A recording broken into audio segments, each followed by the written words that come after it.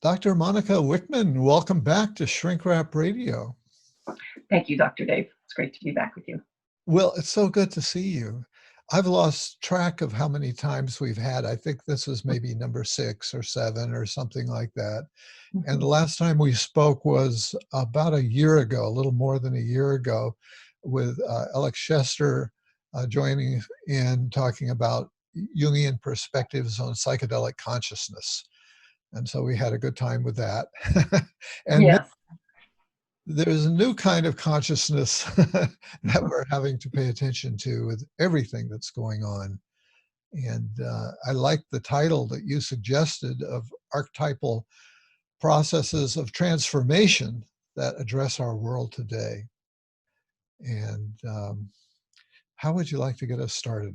We don't have a lot of structure here. We're going to just... Sure. Well, here we are on a new moon and a chance to have a dialogue about the spirit of the times, but more importantly, the spirit of the depths, and how this is now, I think, a good time. We've gotten halfway through the year and through eclipses, and I think we're ready to start orienting from the deeper structures of the psyche about what we're looking at and holding. So I thought this would be a great time on the new moon for us to have a dialogue about that. For some of your listeners, this will be a review because archetypal perspectives and processes of transformation is where they reside. It's the work they do. For some people, that's a vocabulary stretch, but we want to take a depth psychological view at the deep structures of the psyche that can support us through these change processes, and how we might team up with those, rely on them more, trust them more, was my hope. That would add a little something to the dialogue today. Yeah, I think of, when you talk about the archetypal perspective, I think of it as pulling way back from the immediacy of our situation, which is kind of all in our face, and kind of pulling back to a broader perspective, and in terms of time as well. In other words, if we look at the long timeline, there's just a little blip along the longer timeline, and there's a lot that's come before, a lot that's going to come after. Yes, I agree. It's like you're looking at the aperture, and instead of getting super fine tuned on the detail, which we've needed to do and is happening in an important way, obviously worldwide. And this is a moment to step back with the lens and look through swaths of time and cycles of change, right? To get connected to that which will help us address the details of our lives, get back in touch with it in a way. So what comes to mind first for you in terms of the kind of Jungian perspective, Jungian tools to jump into this conversation? Sure. Well, your listeners may have seen the David Bohm film that came out just recently. It's a wonderful film. They can find it online. All they have to do is look up David Bohm, B-O-H-M, and they'll find that a beautiful documentary's been done. And why don't we just start with that? A lot of your listeners will have seen it. I will not have seen it unless it actually came out a long time ago. No, it just came out, and you can catch it online tonight. Okay. Very easy. You Google it, you can find it, and you can find it for free. All your listeners. So he was a physicist, right? A theoretical physicist. Yes. And I know that his work's been drawn on to speculate about consciousness, and that was an area that he was interested in. Yes. He, as a theoretical physicist, he had to tangle with the best of them, and you see it in the film how he ends up against that. And in his life, the fulfillment of his work and his visions really came about later, after he had to migrate many times to different countries, and finally then find people who could hear him and support him, because Oppenheimer had blocked him. And the story of that really comes out, the devilishness of Oppenheimer. But the point for our viewers today would be the reality that he gets at, and the language I think everyone can hear, which is about the implicate order of the universe, that he's looking in and feeling into, perceiving, and using his deep science to take a look at the larger totality of oneness and wholeness that operates as the backdrop for all creation. Uh, he finds it through theoretical physics, and he walks right on through that, through the work of Krishnamurti, becoming friends with him, looking at consciousness and the co-created nature of consciousness. But the point about the implicate order is that he drives home that the explicate order, which of course is everything manifesting in our world today, which is plenty, of course, Yeah. that this explicate order that we're watching unfold also enfolds itself back into the implicate order to be renewed. And then it is recentered and then recreated anew. I think this, of course, parallels Jung's work, and we'll certainly be talking Jung's work, but it's nice to start with a physicist and the sense of the implicate order. Yeah, well, it's nice to have a physicist talking about it, because there are a lot of people who are not physicists who have invoked, they borrowed some of those ideas, and Yes. one doesn't know how seriously to take them. But here's Yes. somebody that's way out on the far edges of that, who really has the credentials and the experience. Yes. And so on. Yes, the film really brings that to life. I think your viewers will really enjoy this, because we really do need to get a felt sense, individually and collectively, of the implicate order of things, of the innate wholeness behind creation and behind life and inside life. Yeah. And the reason is, of course, is we're going through so much destruction, and even cycles of destruction that are in fact necessary. And this is what I hoped we would take a look at today, is Sure. the pattern. We could think of it through the archetypal imagination of astrology. Jung was, of course, astrology friendly, and many of your viewers are by now quite astrology friendly, as a way to imagine into the archetypal dimensions of the psyche. So what we've known is that our country was headed for a Pluto return, and Pluto is the death rebirth archetype. And to align with the death rebirth archetype is a good idea. Reason being is it comes into our lives, and we've all had it come into our lives, whether you are astrology friendly or not. Any viewer, listener, that won't matter. If you've had times where your life's been touched by very deep cycles of the need for transformation. Yeah. And Did you certainly say my the life. Death Keeper? I want to make sure I understood. Mhm. Okay, Death Keeper. Sorry, death rebirth, the death rebirth Rebirth. archetype Yeah. of Yeah. Pluto. Yeah. And that we want to align with these processes of change, these deeper structures of change in the psyche. Learn to know them, trust them, align with them, go with them. I think any of your viewers who've done 12-step programs know, you're not going to make 1 inch in the right direction without connection to the higher self. In Jungian sense too, this is, the greater self. Taoism, we look at, also the Atman, the Tao. So this implicate order that many world religions and many people throughout time have known about, have known deeply relationally about this implicate order, and developed relations to it that can be healing for the world. This is really called for now. The amount of chaos, like a tidal wave of chaos that's whipping through things. Now, I think it'd be good for us to honor where we're sitting in this process of death and rebirth at the moment. So just a little glimpse, tiny glimpse into the now, of course, is that we know that the opposites are warring. We can see, especially in the United States, we can see that rich and poor are splitting further. Right and left are splitting further. Racism has gotten more intense. Luckily, bridges are trying to be made between all of these opposites. And that is the point.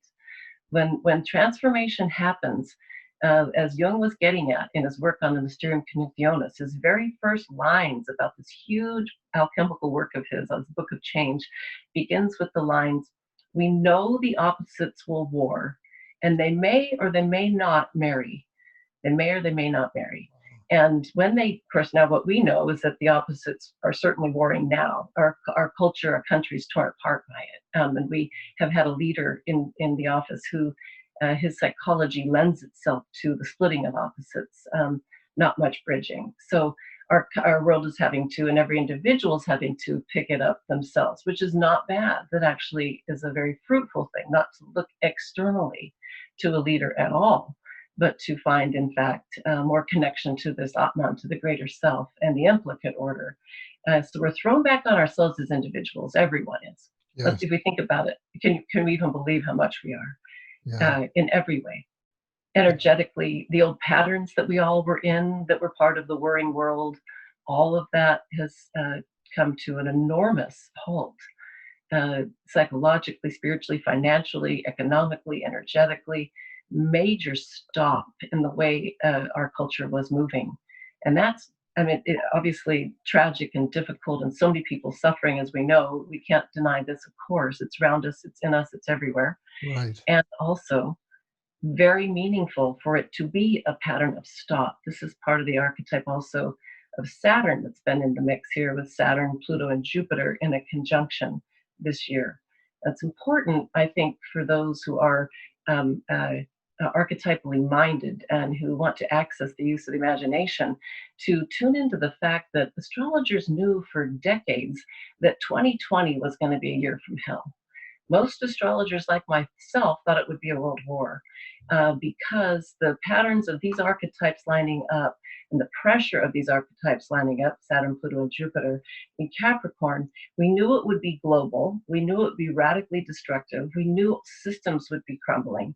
And we knew we would know that a new world order would try to come in behind this wave of very difficult times. Now, I didn't see any astrologer who knew it would be a pandemic that would bring it in globally. And it's actually better that it's this way than human beings instigating a world war, really. Look how much we have in common as we're dealing with the pandemic. I mean, boundaries between countries release, boundaries between rich and poor release, the commonality of human fragility, suffering, and our connection to the planet and nature. This is a huge silver lining coming out of this time, isn't it, Dr. Dick? Huge silver lining. Because we now realize that we cannot proceed with a culture that's this out of alignment. It can't happen there, as we know. And these things will be addressed one by one. They will have to be for the future of human life. Yeah. So Yeah. this has gotten our full attention, and it's needed to get our full attention. Sure. Yeah. I've been enheartened to see ways that people have come together, ways that people have rallied, drawing on their creativity and Yeah. and reaching out, trying to reach beyond personal boundaries and to gather together in communities. Yes. So Yes. Isn't it true? It's now upon the individual to respond, and people finding unique ways to respond to where they're called. And everybody's called so differently. And that's the beauty of watching the world now, isn't it? Everybody's called so differently. Right, right. I've one of my guests, John Robinson, who's been very active in the men's movement, and he's trained as a minister, and looking at drawing on the mystical tradition. Yes. And looking at the role of elders. And so we were discussing, he's very much saying that elders have a role to play, and that we all have a role to play, and that we should figure out a way to get active. so Yeah. so as I looked at that, and for me, I felt, well, this podcast is the thing that I can do. So it's definitely an active way to hold the dialectic about these times, and that piece from him is beautiful, about elders finding a way with whatever their medicine is to step right, forward, right. and hold that medicine more seriously, more concentratedly, for real in the world. And Yeah. something that's come into my life that you won't be aware of is that somehow in the midst of this, I've become a poet. And Ah. I was not identified with poetry or being a poet or anything like that. Mhm. But that's sort of what's come upon me. And Very good. Very good. yeah, yeah. Very And good. so I'm looking at issues of like the opposites, black and white. Mhm. Something Mhm. you may not be aware of is that I grew up in a racially mixed family. And so I have a sister who is half black. Uh, I was raised by an African-American stepfather, etc. I've Mhm. been leaking this out in various podcasts, so I won't go into Wonderful. great detail about it here. Yeah.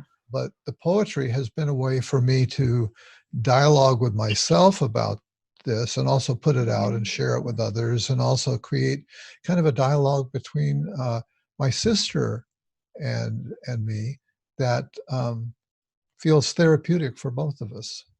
So that's an Yeah, example of something good yeah, that's coming yeah, out of all of this. yeah. It's something to hear that right away, actually, in the conversation today, Dr. Dave, because the offering you're naturally drawn to. Look how naturally inside yourself. I mean, the muse, poetry, feeling, perception, putting it on paper, watching it form, giving it the care, seeing the value in it, feeling the value of something new that's growing in the poetry, sharing Yeah, it, yeah, the healing that's going on in you, your sister, those of us hearing. This is it. Um, you may remember a couple times ago, you and I had a conversation. I mentioned a dream. It was post-election. I mentioned a dream that I think it's good to bring back in here because I can see you doing it. do it. Yeah, in the dream, it was the night after the election, and I when Trump took office. It was the night of it, and I dreamt that night that, and I do think this is a dream that has collective value for sure, because I think the dream even says it. So in the dream, I'm being shown that the body of the world has a giant infection and illness going on in it. This is the dream at the election. So the body of the world is laid out, and there's a large infection that's migrating through this body of the world. And the dream teacher shows that each person that's called this way is, and myself and many other people, would be meant to find where they stand in relation to the body of the world, of your own innate individual nature. Feel where you're called to stand in relation to the infection going on in the body of the world. Then take your offering bowl and empty it, and then hold it upright. Find where your star is, your own personal star. Find where that is. Realign your bowl with your star, and between the star and the bowl, a new medicinal energy will get going, and that will be a person's offering to the body of the world that would help it heal. So, Wow, that yeah. that is. I don't. I may have shared this dream with you, but it's Mhm. reminiscent of a dream that I had. I don't remember all the circumstances of it, but there Mhm. was a woman, somebody who I would identify as a healer type woman, Mhm.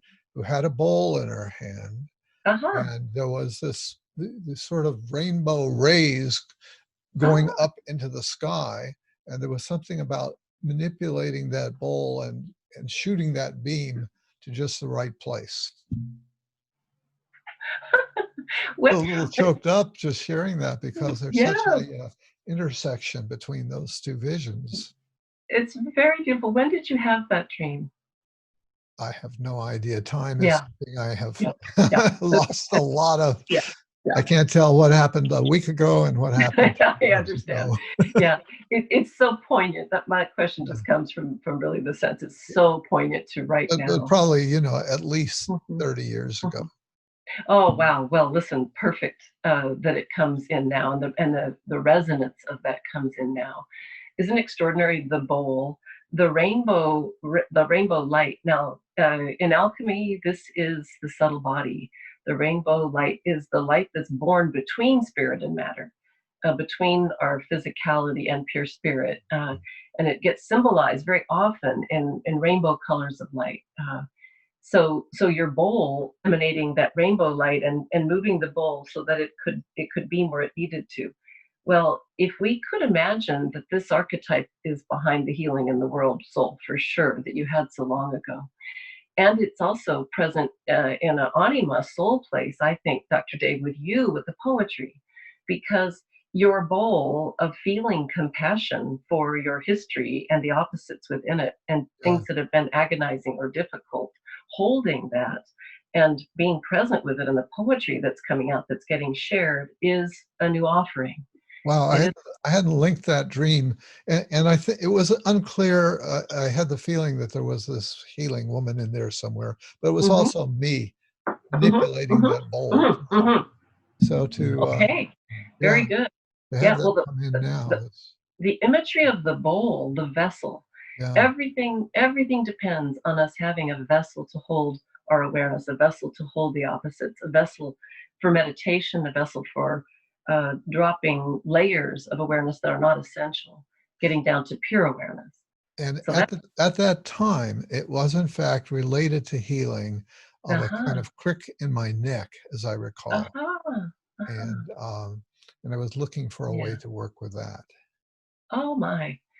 Well, these intersect incredibly well because here you have the light that comes emanating, and in my dream it's to empty and have no light, Yeah. and then find one's star and realign with it, take one's emptiness and realign with the star. Now the star is a symbol of the imagination. It's a symbol of the field of the opening to the imaginal, like your minister you just were talking with, and the mystical reality of the life of the psyche. The star is one's individual relationship to that. And everyone has a star. Everyone has a capacity to make contact with the imaginal field and have it reimagine our world, redream our world. And this is where we are now, getting bogged down in the struggle and eaten up in the inflammatory reality of the world right now is a danger. And everybody knows this. We have to pay attention and we have to be present, but we also have to deal with rescuing the somatic unconscious and not getting caught in the trauma body. Because caught in the trauma body, we cannot access a connection to the imaginal. We're just getting eaten up by trauma or by the war of the opposites or inflammatory emotions that are getting pulled up out of nowhere. People are, getting touched from a purge from the underworld here as we've gotten our collective culture. Now, I do believe the purge from the underworld has had to happen, and it is purging, and we see it everywhere, and it has had to come. We've known this. Shadow is out. We can see it now. However, getting devoured and eaten up by it, running the energy of world politics through the body and psyche at the expense of connection to the greater self is not advisable. This is, of course, a warning bell on the path, because the only way we're of use in the world is if we empty our bowl and get connected to our spiritual source, psychological source over again. I recall that your bowl had saffron in it. Was that what? Oh, very good. Okay, thank you. Okay, thank you, Dr. Abel. The bowl, this is, so that dream came from a while ago. That came from at the time of the election. But as soon as the virus began, the dream I had, so this was in February. This was late February when we could see it just beginning in early March. Of course, it really started to spread hugely. But at that time, I had a dream that I was given vessels of saffron, big vessels of golden saffron, and there were a number of them, and I was mixing human tears and saffron in the dream with my hands. I was taking human tears, my tears, mixing it with saffron, and then as an offering, using that mixture of saffron and tears to reach into the psychic structures of the world and social political structures of the world and witness everything with love that was changing. And just literally with my hands in the dream, it was reaching up into all the structures that we would see in our world, socio-political, environmental, interpersonal, and then also reaching into my own psyche, body, and life, personal life, all the way down to my feet with the saffron and tears. And that. What does saffron symbolize? Yes, very good. Well, saffron is a flower essence, and the gold of it, very important. It comes from the crocus, which is related to one of the gods of the underworld. And the gold is thought to be when Persephone blossoms back into the world and returns life.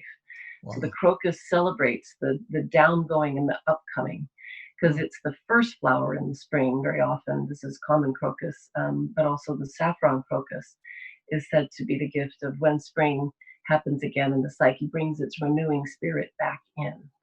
And it will bring it back in by dealing with the underworld in our own ways. We need to deal with the underworld. Everyone has their calling in their own way.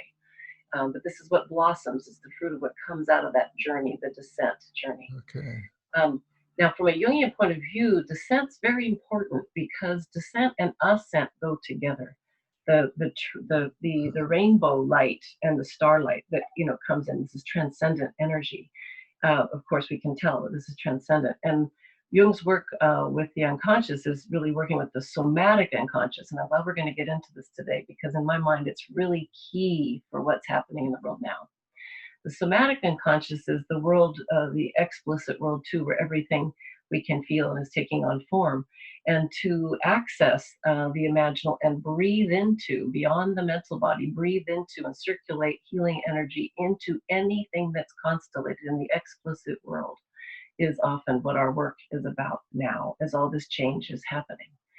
So to witness the change in the world, but not witness it in terms of witnessing it by the ego alone and getting paralyzed or transfixed, then we're just possessed by the trauma of the world. Yes. And all of us have tastes of it. We all know it. You can't not know it.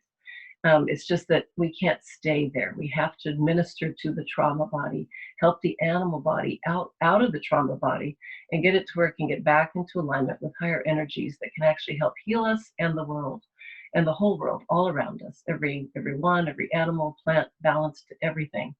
What do you recommend to people for getting out of that trauma body? Trauma body, yeah.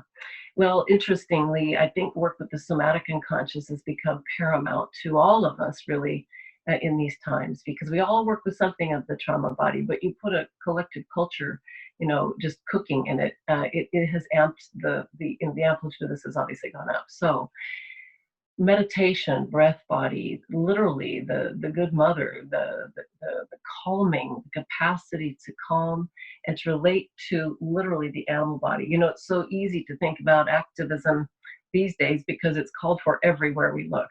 Everywhere we look, as we know, activism it gets us. But one of the places we all can miss is the embodied world of ourselves, each other, literally the embodied world, the animal body. And this pertains to also our own human bodies as animal bodies. So to learn the capacity through meditative reality to calm and soothe the trauma body and learn to energetically step out of the mind, mental body, and out of the trauma body and back into the body that knows wholeness and peace. And then help that emanate into the field where any place trauma is coming up. This has become of heightened importance. Yeah. I would like to tell your viewers, if they're interested more in this, I would highly recommend Nathan Schwartz's Salant book that has a section in it. It starts on page 113. And the book is called The Black Nightgown. And in that book, on page, actually in his narcissism book, it's Nathan Schwartz-Salant's book on narcissism and character structure, his green book. On page 113, there's a beautiful section in there on working with the somatic unconscious and learning to see in a new way. And I'd like, if it's okay with you, Dr. Dave, take us into that just a little bit today, the piece of hopeful substance that viewers might take away with here. Because to work with the transcendent psyche and to work with the somatic, the explicit, the implicit and explicit worlds, we're called to this right now. We have to learn to circulate energy between these realms. And if we do, then more healing happens. This is that healing bowl, that healing offering. So, but we have to be in alignment with it to be able to do it. So in Nathan's book, he's looking at the reality of the cycloid archetype. Now, the cycloid archetype lives beyond time-space, and it also informs everything in time-space. So that's like where your dream comes from, with that rainbow light, and working on your own alignment, your own healing that was being worked on. The cycloid archetype comes in with something brand new that will be created between the opposites, something completely brand new. So you with the poetry, that's completely brand new. That's something just coming in. Yeah. And this is why if we today to focus on if we trust archetypal processes of change, we connect with the implicate order of things, with the presence that's beyond ego consciousness, that's the backdrop to all life, and we get energetically present to it and it to us, then we can reach in and address our world differently, wherever we're asked to pick up a piece of the world darkness in ourselves and in the world, and work with it wherever that may be, but being very careful to differentiate where one is really called ends up being very important. I think this is what the dream instruction was about. Where in relation to the body, the world, do you stand? Find your own alignment where you're really called. And I think, like, for example, every therapist listening today will be knowing that every person they talk to is saying different ways they're called, different places they're Yeah. called. Yeah. The word, you used the word trust, and that really leaps Yeah. out at me Mm-hmm. because I think it takes a leap of faith to have Mm-hmm. that trust Mm-hmm. and Yes. Yes. to be willing to risk putting yourself out there, just putting yourself out, talking about the stuff that we're talking about today. Yes. Yes. Yes. And Agree. what I've discovered with the poetry Mm-hmm. is that Mm-hmm. it takes trust, first of all, to let it come in, and then to be willing to put it out. Yes, yes.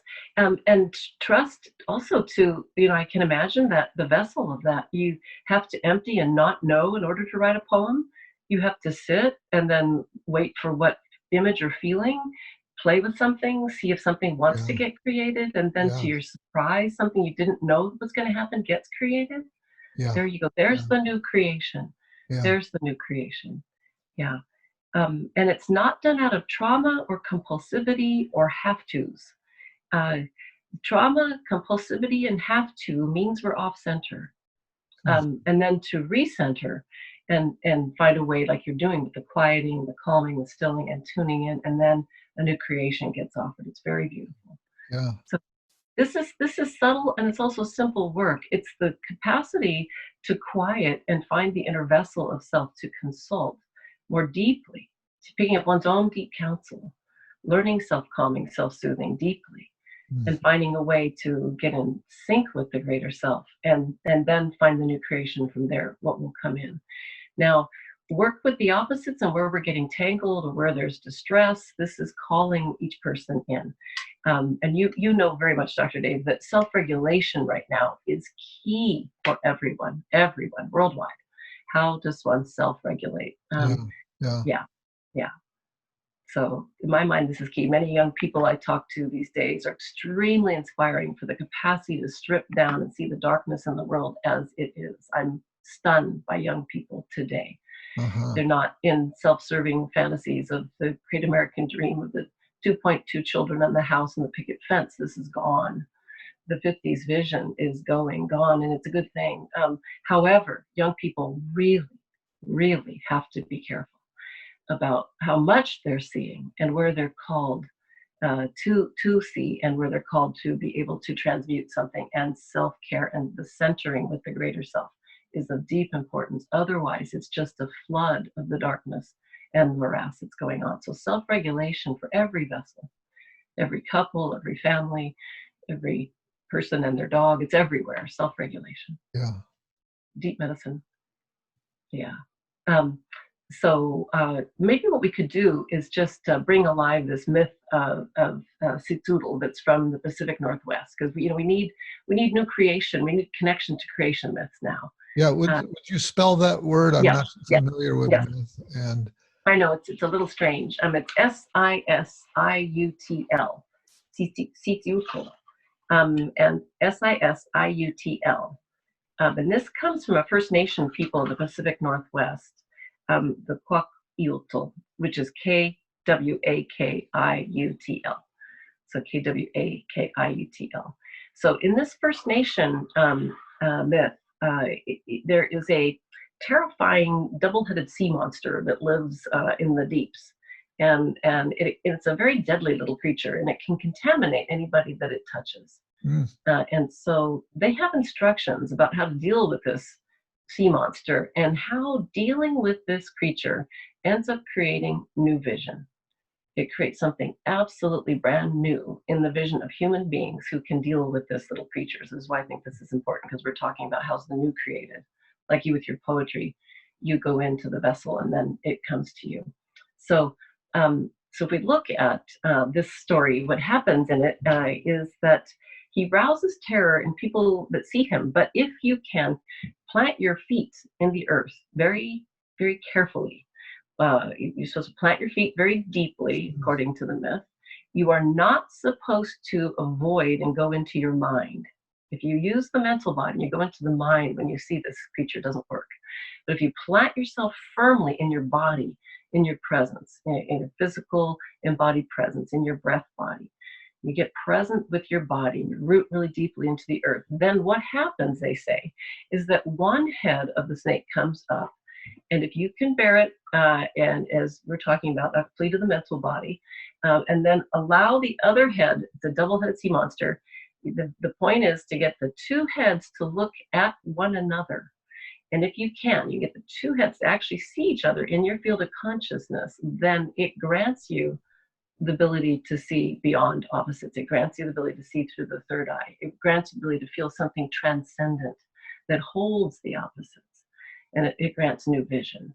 So I want to just read you the little pieces here because they're psychologically important. In the myth, it essentially says if you encounter this creature, you're supposed to stand firmly, rooted in the earth, stay connected to your body.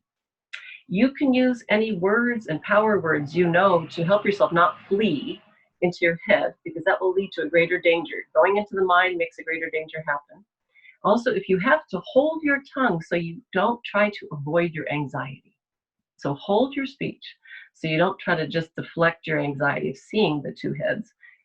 Then you watch how the heads come in from your firm point of view, and you're overcoming fear that would cause you to flee, and you don't dissociate from the experience. You don't dissociate. Then the snake god comes into wholeness, and you're granted the third eye vision. So our world is full of this right now, Dr. Dave, isn't it? Because every pair of opposites we're watching. If we watch Fox News and then we watch some other form of news back to back, we hear different voices, we hear different realities, we hear different things polarizing. Yeah.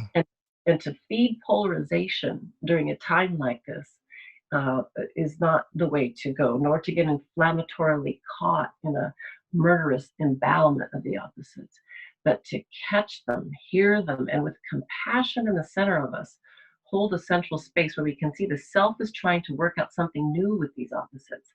Then the something new has a chance in us to get born. Let me make that concrete by referring to one of the major dynamics that's going on right now are those of us who are pretty attached to sheltering in, and mostly younger folk who are busting out and saying, no, I'm not going to listen to that. I'm going to go. I'm going to go to the beach. I'm going to live my life. I'm going to have a good time. Yes. And it's easy for me to get very judgmental about that and feel like, they're doing a bad thing. But I do have this other place that rises up in me and has to remember what it was like to be at that stage of life when social contact is so important and you've got all this energy in your body and you're looking for things to be passionate about and so on. Yes. So it sounds like you're talking about that kind of a thing. Yeah, you're right. We run into it right there, don't we? Around all these different needs on board, the sense of social distancing that would make people safer at one level. Yet when we run into it, and we're running into it everywhere, and especially with the youth, you're so right. What's happening to young people who don't have that as an outlet? They're not in later midlife and working in meditative ways with all of this. You're right. They're running into it in another way. I have two stepsons who are just about 16, just about 18, and they're very much running into this. I know just what you're talking about. Yeah. So that must be something then that you wrestle with within yourself. Yes. Yeah, absolutely. Absolutely. To try to hold the compassion. Yeah, absolutely. And definitely both sides of it. It's so true. Yeah. And so I think everywhere, how the youth will be addressed in this is going to be a very big deal. Yeah. And hopefully new ways that something new is getting created for them as well. Right. So many people staying home with their children and sometimes forced to without income is very difficult, of course. So yeah, the deepening of these issues is very extraordinary. I think where we're called around any polarity, where we can feel it coming in, and we take Black Lives Matter, and people hitting the streets over this and finding where they're called. And then they're navigating also, oh my gosh, the virus, and how do we deal with social distancing at the same time as this other need to step Yes. forward. There we are, right there with it. Boy, Yeah. that's a real difficult tension there, the Yeah. polarity Yes, it between has those two been. It things. sure has been. And every human heart having to find the new way. I think this is the point, isn't it? That individually, daily, everyone has to find some way to make a choice based on something, hopefully, of a sense of the best wisdom inside. I'm afraid we get tossed in the breeze here, making choices without that. And Yeah. that makes it much harder. Um,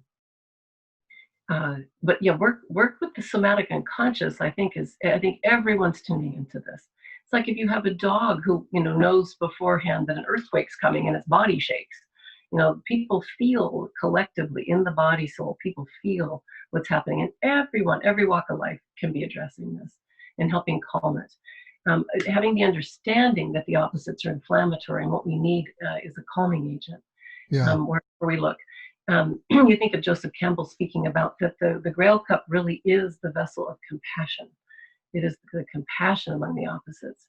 So every single place where people are tempted into something inflammatory, to reach for compassion of self and other instead is so key. And understanding the differences, like you're saying, people that need to and are going to socialize, and those who are going to not. Yeah, it's a hard call. It is a hard call. One of the things that I've been talking about, thinking about, is I believe that our brains are, to some probably fairly great extent, socially constructed. Um, we bounce off of each other, and that helps to shape how we think and how we see Yes. things and so on. And missing that, it feels to me like we've hit for those of us who are sheltering in, who have been sheltering in or locked in for about 6 months now, I think. There's a kind of wall that comes up of feeling innervated, tired, worn out. Yes, yes, yes, yes, yes, yes. Well, I think this is why wanting to really try to address these archetypal patterns for transformation, because renewal is key. Renewal and regeneration. At the beginning of the cycle of death and rebirth, it's psychological dismemberment. It's what was once put together in a certain way is dismembered. Boy, we know Right, this. right. Everything's gotten dismembered, and a lot of it very necessarily. All sorts of systems will need to be rebuilt on the other side as we eventually integrate. But it's going to be a long journey of the dismemberment, tolerating our systems, that do not work, healthcare, all sorts of systems, as we know in this culture now, and also, as we know, sustainability with food sources, connection to the land, the environment, spirit of place. There's actually a celebration in saffron, because saffron is gold, and it means that we're coming into awareness, golden awareness of all that has been seeking to be seen and seeking to change. So we've known forever many things, and it won't be until we end up with crisis that we actually get it. It's just how human beings are. It's just how we are. There's something about lovingly accepting that. This is probably the beginning of a series of numerous transmutations that our world will be doing. But if we hold it with loving hands now, we'll have the prototype that will be with us for the ones to follow, for generations to follow. If we know how to hold these deep patterns of change with compassion and wisdom, and know the changes need to come, and the amount of shadow that's coming in must come. I mean, overpopulation alone we have known about for decades and decades, and we've been able to do nothing. This drives most everything that's problematic in our world. And these sort of things are going to get more visible to humankind. They will get more visible. I mean, look at the next 100 years. It will get more visible, and it will get addressed. It'll get more of a chance to be Yeah, addressed. yeah. Yeah. So, Yeah. Our so treatment of nature. part of what we need to do is to take a longer vision of Yes. realizing that we're probably not going to be around to see No. all Yes. of this plays out. True. Uh, True. but to Yeah. sort of find some kind of Yeah. faith that in the larger scheme of things, it's good, and in the Yes. larger Yeah, scheme of things. there's comfort in that, in swaths of time, like you mentioned at the beginning, and seeing time much larger than just our individual lives. Yeah, How many cultures have been born and been taken back into the implicate order, and then a new explicate order is born. I mean, many civilizations through time have gone through these cycles, and we're in one. My friend Nancy Ferlotti has some beautiful work on the Quiche Maya tradition, and when she looks at that, she talks about one of the things that the culture tells the world for generations to come, that if you work on domesticating the demons from the underworld, then you have a better chance at the new culture and a new integration. So we are totally in that moment in time, imaginatively. It's time for the demonic forces of the underworld, just demonic shapes and forces to things that have been purging themselves. We can see it better. We can see the shadow nature better of humanity, of history of humanity that's been expressed through time. We can see it better. Should we choke on it and die of it? No. That's part of the problem. People are so bombarded by the shadow. But to see it through swaths of time and know that something between the opposites is seeking a new marriage. Mm-hmm. This is the baseline behind Jung's Red Book, of course, because one of the central lines in that book is exquisitely said in a very passing comment he makes to his guide. Jung says to his inner guide, Philemon, he said, above all, Philemon, you are a lover. You are a lover. You unite above and below. You marry above and below. So you see, there is a place in the higher self that is a lover of the opposites, and it wants to unite them in a new way.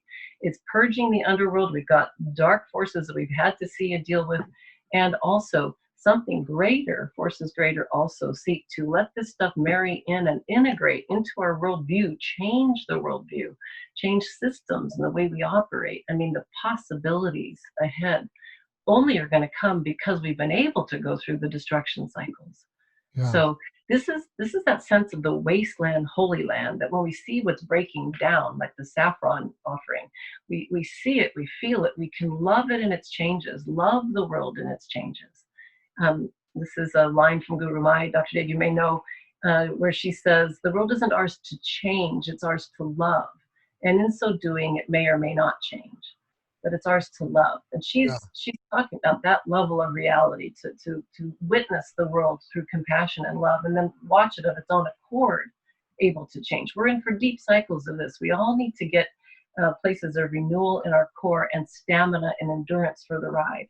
It will be generations to come that will be working on creating a new world order. And we've just gotten a big blast in 2020 of that, and getting acquainted with these forces and not so afraid of them, and learning how to modulate and carry on human life while it's going down, and being part of that process, to me, is the gold and blessing, the change too that comes out of that dream. And of course, part of that is valuing what we have now.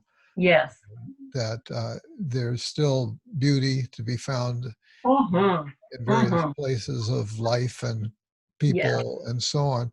And a friend who sends out poetry just kind of coincidentally, as if we believe in coincidence, synchronistically, perfect timingly, sends me this poem just this morning.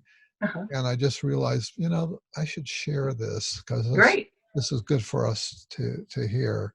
And it's not a poem by me, it's by William Stafford. And I love his work. It says, you reading this, be ready. Starting here, what do you want to remember? How sunlight creeps along the shining floor? What scent of old wood hovers? What softened sound from outside fills the air? Will you ever bring a better gift for the world than the breathing respect that you carry wherever you go right now? Are you waiting for time to show you some better thoughts? When you turn around, starting here, lift this new glimpse that you found, carry it into evening, all that you want from this day. This interval you spent reading or hearing this, keep it for life. What can anyone give you greater than now, starting here, right in this room when you turn around? Beautiful, beautiful, beautiful. Perfect timing. Yeah, isn't that beautiful? Perfect timing. To me, that's part of the archetypal process of also the blessing, the beauty of the world, like you're saying, and anything that we reach our hands into, and bringing it into the heart field, bringing it into the field of the heart where it can grow. Yeah. And the field of the heart growing in that poem is exquisite. Yeah. And is asking us to learn this as a practice, how to take our daily lives and any piece of daily life, including the beauty of the daily life. Just watching the monarch butterflies return to the milkweed plants in my backyard, for example. Oh my God, a monarch. Yeah. However many there are left, I'm witnessing one in this moment. Yes, the beauty of the world and celebrating that as well as we work with this field. It helps the heart feel blossom in love for the world. Right. Yeah, that anything exists at all is the great miracle. That anything holds together, as long as it holds together, is another great miracle. And then to be present with love while everything's changing is another great miracle. But be present with a spirit of love behind it with everything that's changing, not caught in the trauma body. Yeah, That could be a Saffron poem's great beautiful. closing line right there, actually, unless there's something else you want to say. Yeah, no, that's just fine. Thank you for the poem. We could have got into so many things, but at least we got a sprinkling of it in. Yeah. Thank you, Dr. Dave. Well, thank you so much for the opportunity of sharing special moments with you again. You too. You too. And I'm so glad to hear about the poetry and everyone creating their own new offerings with their empty bowls and their new alignment to the imagination. Thank you, Dr. Dave. Well, thank you, Monika Wikman. And we'll talk more. Okay, sounds good. Okay, I had turned the recorders off and we'd sort of formally ended and then wanted to chat a little bit afterwards. And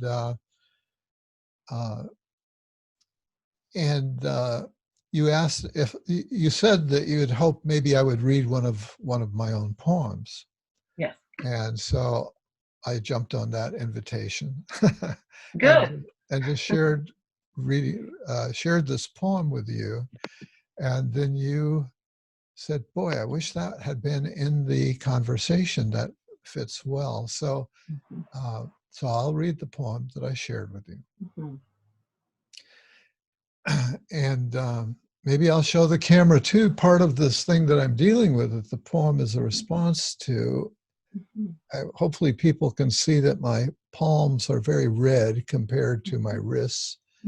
And so I have this, some kind of a viral thing on the surface of my body for quite a while now that I'm dealing with. So the poem's called Messages from Within. My skin itching for weeks now, demanding to be scratched or maybe just touched. It feels so alive in places and so dead in others, leathery. Massive gobs of moisturizer not getting the job done. The skin is about boundaries, self-protection, keep the bad stuff out, keep important stuff in. We are so vulnerable, so fragile. Keeping out the virus on my skin that wants in, keeping out the hurt, anger, and need that's not safe to express. The physical isolation imposed by this plague, no hugs given or received from spouse, from kids, from grandkids. Energy trapped at the surface, nothing in, nothing out, the dead zone. I will accept what I am given. The date is 7/16/20. So that's the poem. It's such a beautiful witnessing. It's such a beautiful witnessing of exactly how it feels and not dissociating from it. Just what we were talking about with that myth, to drop in and let yourself feel and see and name and let it flow into the poem and let it flow into the world, what you witness. To the ache in humanity, your own humanity, the vulnerability of us humans. The many pieces in this, I feel like, are a perfect example of what your vessel is creating. That's healing medicine. And isn't it potent? Because the healing medicine is just witnessing it like you did, not attempting to change it, just being present to it. I think this is a beautiful example of the final line, I will accept what I am given. Yeah, and that's just somehow what came up, not with a whole lot of cogitation. Yeah, no, but accepting these times, accepting also the dead zones, seeing them, witnessing them, not dissociating and holding that is full of soul. To me, that's the bowl also with the potential rainbow light too, because to witness things as they are and to feel them and not dissociate is healing. And it helps us all do that. We all can experience pieces of that with you. And this is where we have way more in common now, everyone, than we knew before. Everyone's vulnerability. We hear this, we all can relate to pieces of it. Right. Yes. Thank you. Well, thank you for inviting me to share that. Thank you for accepting it and encouraging me to go on. Absolutely. That means a lot.